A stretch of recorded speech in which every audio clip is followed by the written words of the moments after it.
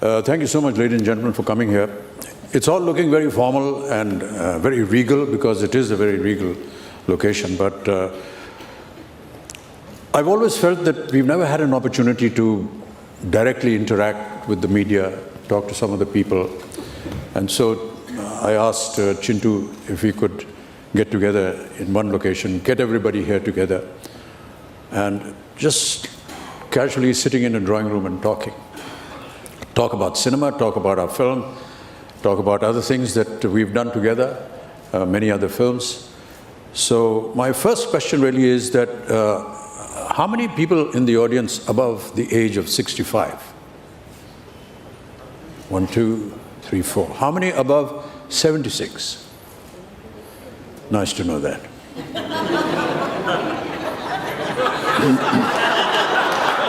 Thank you.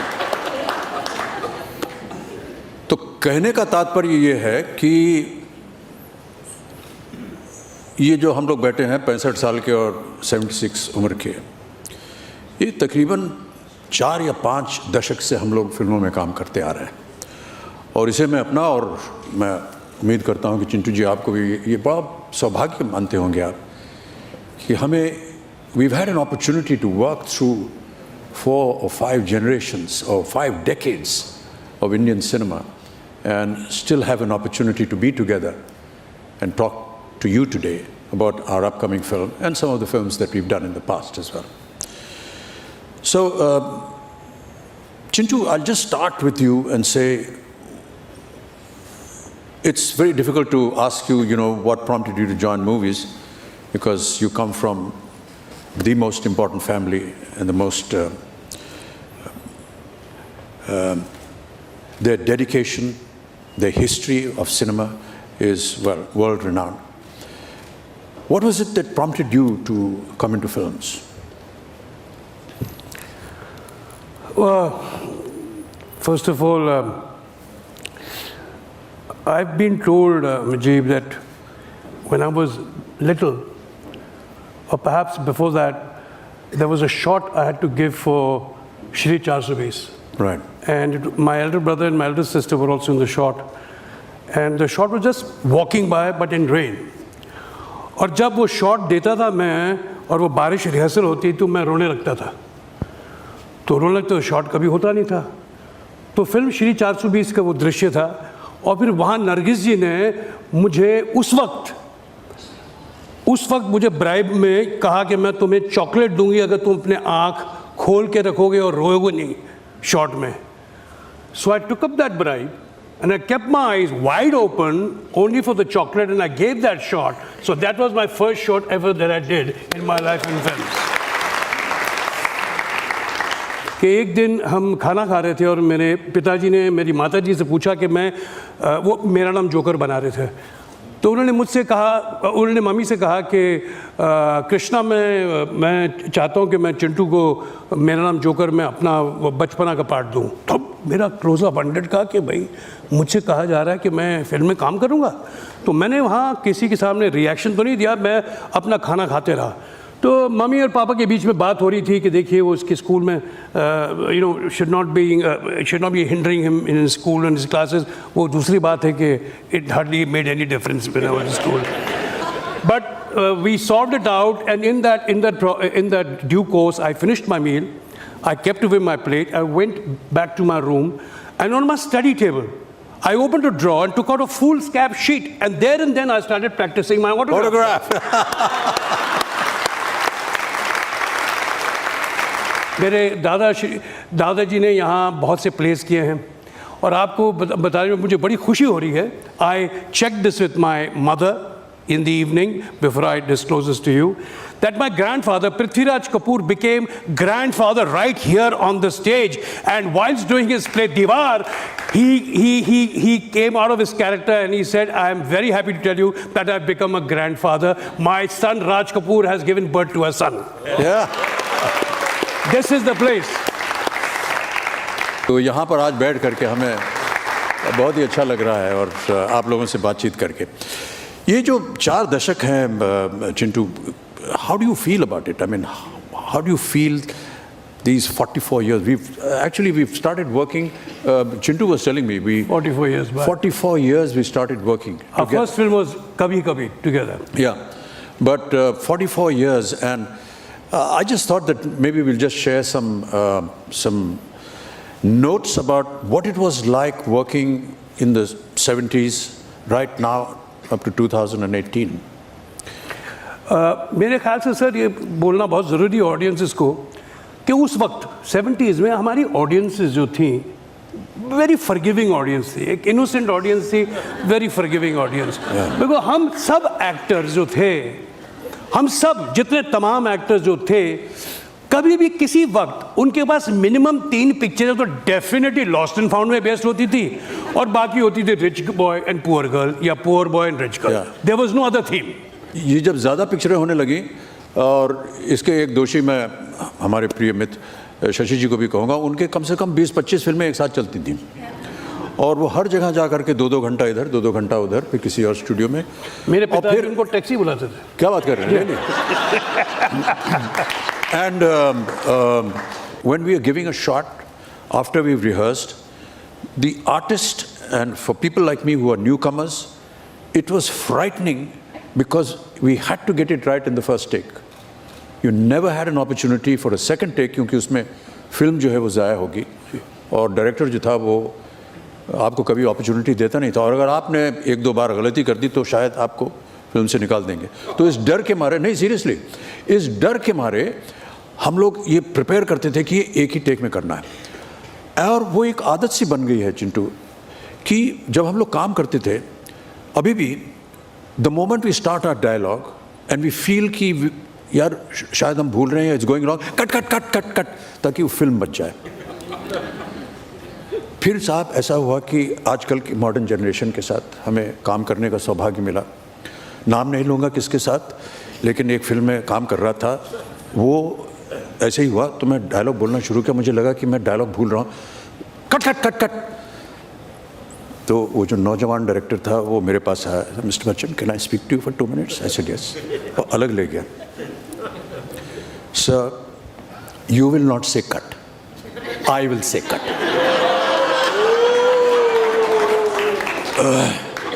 So he is right, क्योंकि sir कोई रोक नहीं है ना, अभी डिजिटल पे कितने भी रीटेक दे दीजिए, कितने भी कुछ करते रहिए, there is no danger of time. So he is right. In the shooting of our film 102, many times we had this discussion, and we said, "Yaar, why are you retaking this shot?" But हमारे director साहब हैं कि चले गए, वो हमेशा ये कहते थे, नहीं यार एक और कर लेते हैं। और एक बड़ा कॉमन एक्सक्यूज हो गया, देखिए डायरेक्टर्स का, क्योंकि हम लोग थोड़े वृद्धावस्था में पहुंच गए हैं, तो वो थोड़ा सा लिहाज करते हैं हम पर, तो सर एक और ले लेते हैं। तो हम समझ जाते हैं कि why he is taking it, because maybe he wants us to improve. But after 3 or 4 when it doesn't happen, it's a normal excuse, Chintu. I am sure that the camera department, उसका focus कुछ गड़बड़ हुआ है, कोई lighting ख़राब हो गई, वो हमको नहीं बताएंगे कि लाइटिंग ख़राब हो गई या फोकस ख़राब हो गया, वो कहेंगे नहीं सर वो थोड़ा आप एक लाइन थोड़ा सा ठीक कर दीजिए, और तो उसको थोड़ा इमोशन और बढ़ा देते हैं उसमें, but it's actually their fault. Do you agree with that? हमारे साथ क्या होता था कि जब हम नए थे, मैं फिल्म बॉबी की बात कर रहा हूँ, तो हम गलतियाँ करते थे, हमको आते ही कुछ नहीं था, हमें बताया जाता था। तो जब रीटेक पे रीटेक होते थे तो director who was my father then, he's no father, he's a director on the sets. No daddy, papa, bauji, mama, anything, nothing. It's just saab and what the shot is. So he had a code word. His code word was, he used to ask his chief assistant director how was the shot, and if he wanted a retake, even after that, then he would ask the sound guy. In those days we used to have sync sound. He used to ask him, his audiographer was Alauddin Khan. So he used to say, Khan Sahab, shot kaisa hai? So those were things that, these are code words saying, mujhe ek aur chahiye, to tum bolo ek aur chahiye. Why? I'll tell you why. Because what happens is, invariably, the actor becomes nervous when you start forgetting lines and you do not know, and you don't do exactly what your instructions are. So you could become nervous, and I've seen very senior actors, going through that phase, because they, if you're asking them one after the other, it becomes that sort. So he used to say, oh God, and he used to take a shot and said, that is very good, Rahul, very good. Khan साहब, shot कैसा है? So that's the code. जी एक और चाहिए, मेरा sound ठीक नहीं. अरे यार, this is wrong. Sorry, your shot was damn good, but I want the same thing, huh? Same thing again. And then he would pass the instruction. देखो वो जो हाथ जो था ना, तुमने ऐसे cover किया तो वो मत करो और ऐसा करो. This is why the retake is done. So everybody had his own way to work, you know. So not to make the actor, you know, nervous or conscious of the fact that, you know. So ऐसे sir मैं sir at least you were fortunate कि आपको retake मिलता था. हमारे set पे तो ऋषिदा बोलते थे अगर रीटेक चाहिए तो उसकी you have to pay for it because you have to save the film. So used to just take one shot. And किफ़ायती जो होती थी ना उस ज़माने में, ख़ास तौर से ऋषिदा की फिल्मों में, तो ऋषिदा सुबह हम लोग सेट पे जाएं, ऋषिदा पूछें कि क्या है सीन, बस रेडी हो जाओ, ये छोटा इधर से आना है उधर का. He never used to tell us anything. He said, वहाँ खड़े हो जाओ, डायलॉग बोलो. ऋषिदा वो ड्रेस क्या होगा, यही जो तुम पहनो यही ठीक है. So every time we went for the shooting to ऋषिदा, ऐसे ऋषिदा वो कपड़ा क्या पहनना है, यही है ठीक है तुम्हारा जो पहन के है. So in order to look good in the film, we started wearing what we were going to come to the studio with, knowing that ऋषिदा is going to say कि हाँ यही पहन के आ जाओ. तो बहुत सी हमारी ऋषिदा की फिल्मों में जो हमारे कपड़े आपने देखे हैं वो हमारे अपने हैं. He is such a delightful actor to work with. It's a pleasure to work with. अच्छा, ये इसलिए यहाँ नहीं रखा है कि आप हमारी तारीफ करें और मैं आपकी तारीफ करूं. इनको बता तो दूं मैं what it's like to, you know, work with you. And I must tell you a little later that what he does, and I've learned a lot from him, what he does within how I've learned a lot what he does with his craft, which I will share with him. I don't have any craft. No, well, you have a craft of how you do your work. You're a thespian. How you do your work and how you get into your role is what I discovered about you in this film. After 27 years and done 5 films, I got to know it now. So it's my fault. So आप बताइए sir, आप जो कह रहे थे मैं बाद में बताऊंगा ये आपको. We did कभी कभी together, और कभी कभी जो थी वो यश जी के साथ मैंने दीवार शुरू कर दी थी फिल्म, और दीवार ऑलमोस्ट कंप्लीशन पे थी. और दीवार का जो रूपरेखा थी, जो कहानी थी, उसका जो मूड था, जो कैरेक्टर था, वो एकदम विपरीत था कभी कभी के साथ. And almost with in 2 days of finishing the दीवार shoot, we were in Kashmir shooting for कभी कभी, where there was romance and flowers and, you know, elegant clothing and Kashmir and everything. बड़ा अजीब सा लगा सा था उस समय. But this was the craft of Yash Chopra. He was able to switch from one to the other, and always. But you know, even in the film like Diwar, 1 or 2 moments when Yash ji used to have an opportunity, बड़ा serious scene चल रहा है, जैसे कि परवीन भाभी जी का और मेरा कोई scene चल रहा है जहाँ मेरा बाप जो था वो चोर था, ये था, और जैसे ही वो सीन खत्म होता था, he would zoom to a bouquet of flowers. If you notice in दीवार, कहीं ना कहीं आपको दिखाई देगा वो. तो वो आदत से मजबूर थे.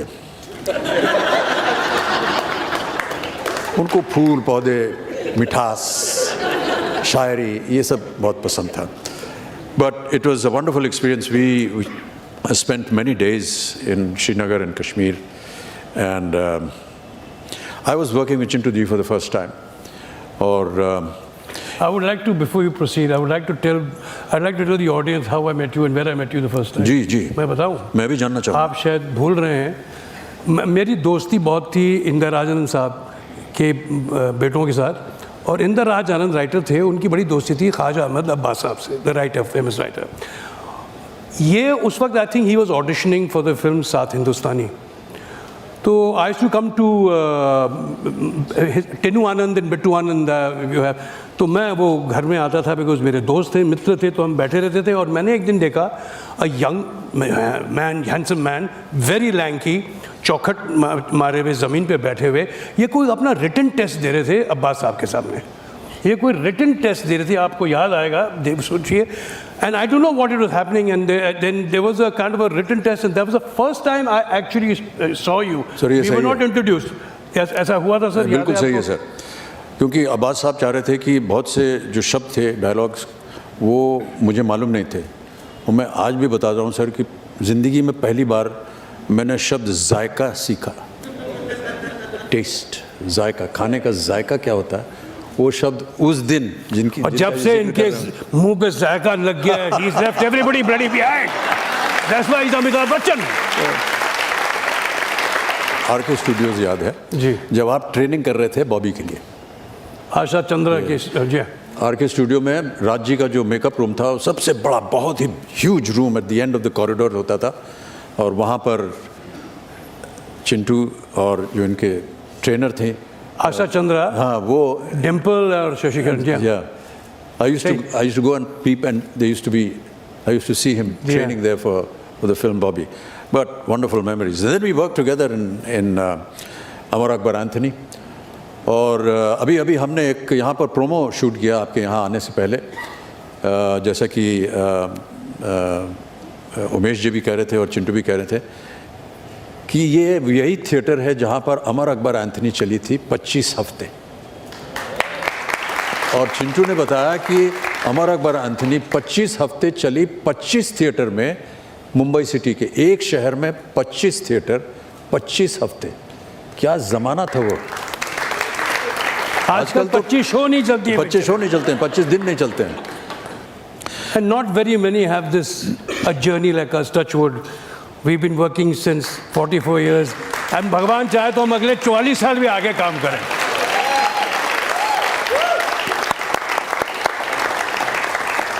But you know, just to be with the mad genius that was Manmohan Desai, it was a huge joy. We used to sit and laugh sometimes off the set. यार मन तो क्या करवा रहा है यार, ये नहीं ठीक है, ये गलत है। 3 प्राणी यहाँ लेटे हैं, उनका खून जा रहा है एक बोतल में और बोतल से जा रहा है माताश्री को। ये मेडिकल हिस्ट्री नहीं हो सकती है। Is wrong. तुमको मालूम नहीं क्या होने वाला है, चुप। और 2-3 बड़ी मोटी मोटी गालियां देके हम लोग वहां लेट जाते थे। But you know, he was so right, because in the theater when that scene came, the theater used to explode. Unbelievable reactions. But he, you know, हम लोग अब जैसे वो कई ऐसे सीन्स थे, और उसकी कहानी देखिए। अमर अकबर एंथनी का क्लाइमैक्स का गाना है, एक जगह जब जमा हो तीनों, अमर अकबर एंथनी, तीनों गा रहे हैं और विलन को पता नहीं कि अमर अकबर एंथनी।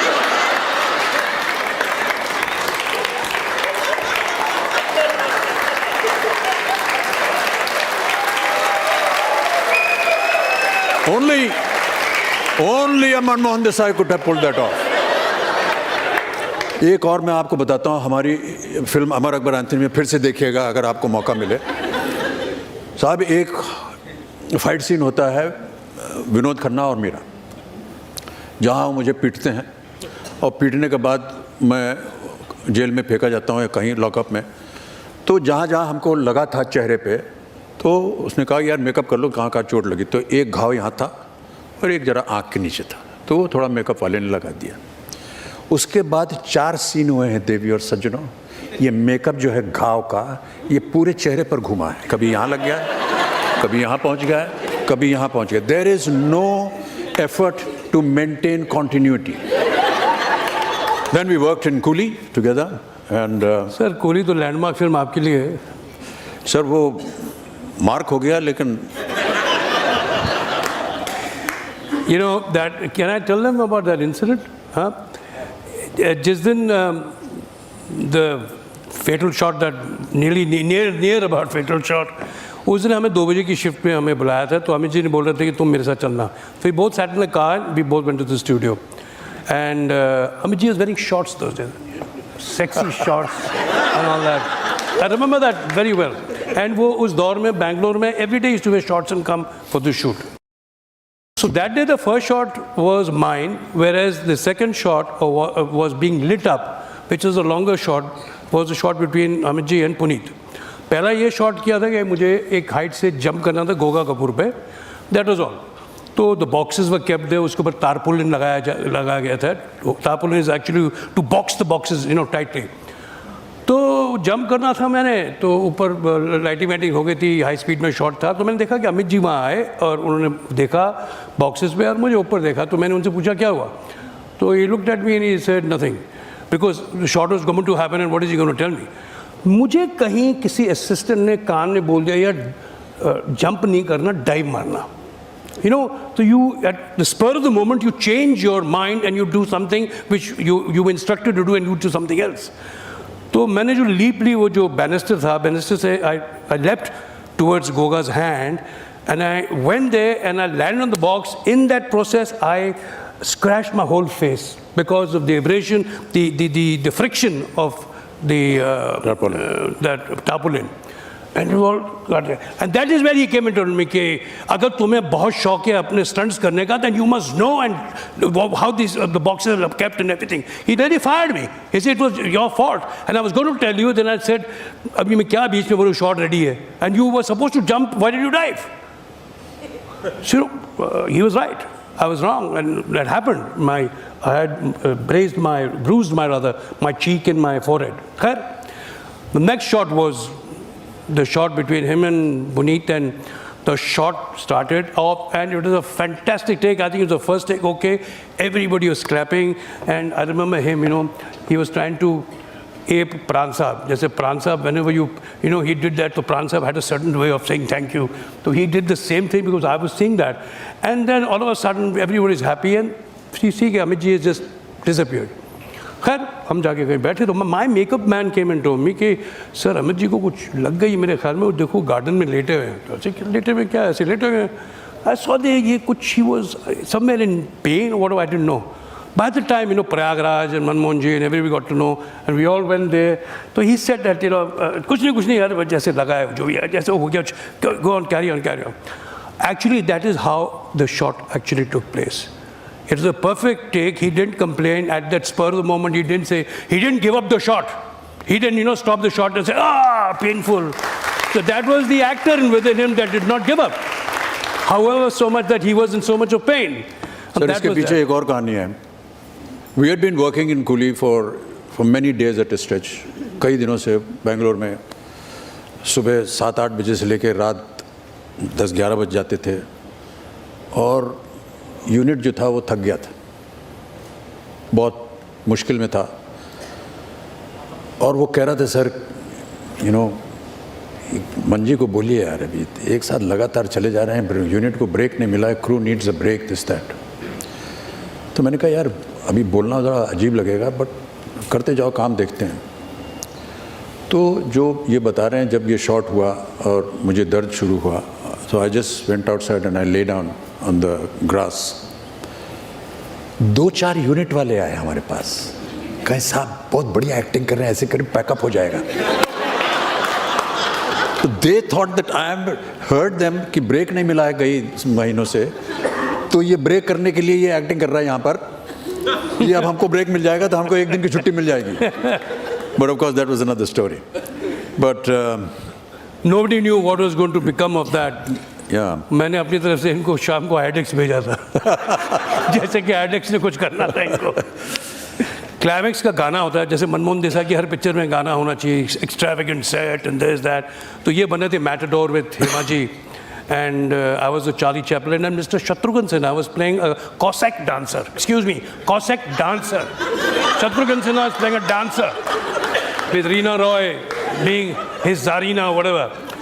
So पूरे गाने में सब लगे हुए थे, Amit ji, myself, we were all working very hard trying to perfect the steps what Kamal ji used to tell us in instructions of Manmohan Desai. And here was Shatrughan Sinha not bothered, sitting on the chair, not caring, not having, उनकी वजह से retake पे retake, and he couldn't care less. So then Manmohan ji got an idea and told his assistant to tell the junior artist supplier to see कि ऐसा कोई लंबा आदमी हो जो डांसर हो, अगर वो उसे लाया जाए तो बेटर है। तो खैर what happened was he was called to actually do a double of Shatrughan Sinha and do that Cossack dance to do it. Now हम सब लगे हमें अपनी तरफ से जोर लगा रहे हैं यार, we got to do best and this that, and यहाँ Shatrughan Sinha कैमरे के पीछे बैठ के in his own innovative style, शाबाश करो डांस, ये करो, and he has a double doing his body dance. And the tragedy of this is that when the song was completed, when we saw, he took away all the credit also of the bloody song. They all said कि यार शत्रुघ्न सिन्हा ने क्या dance किया यार. So this happens.